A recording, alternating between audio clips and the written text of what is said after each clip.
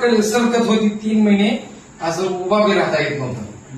उभं राहता येत नव्हतं. उभा राहता येत नव्हतं. मग सरकत आहे ते, तर काकूला काय झालंय सरकत आहे, तर मी म्हटलं गुडघं दुखतात, तिला उभं राहता येत नाही. असं बोललं की महेश सर म्हणले तुम्ही पैसे खर्च करणार का, उद्याची उद्या तुम्हाला औषध घेऊन येऊ. बरं चालतंय म्हणलं. ती औषधं आणली, 20 दिवसापासून फरक पडायला सुरुवात झाली. आता घरातल्या घरात फिरते, व्यवस्थित चालते. सध्या अजून ट्रीटमेंट चालूच आहे. ओके. तर काकू तुम्हाला काय त्रास होता आणि काय फरक पडतो, पहिले त्रास काय होता तो सांगा सगळं. कंबर दुखत होती, गुडघे दुखत होते आणि 3 महिन्यापूर्वीपासून मला सतत काम करायला लागायचं. झोप येत नव्हती, जेवण जात नव्हतं. मग आता ते चालू केल्यापासून मला जेवण झालं, झोप यायला लागली, उठून उभा राहते, घरातल्या घरात फिरते, स्वयंपाक व्यवस्थित करते.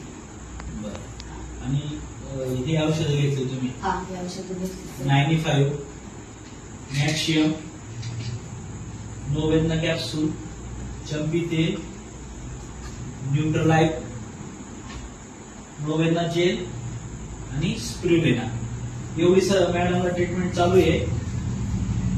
आणि आता तुम्ही चालून दाखवा, चालू शकता का तुम्ही? हा, चालते चालते.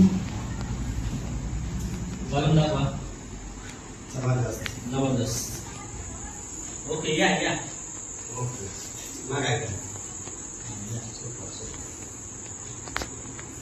बघा, खूप जबरदस्त रिझल्ट आलाय. आणि ह्या रिझल्टचा खास म्हणजे काकांनी आम्हाला बोलून घेतलं. त्यांच्या गावातल्या बऱ्याचशा आजारी पेशंटला आम्ही भेटलो.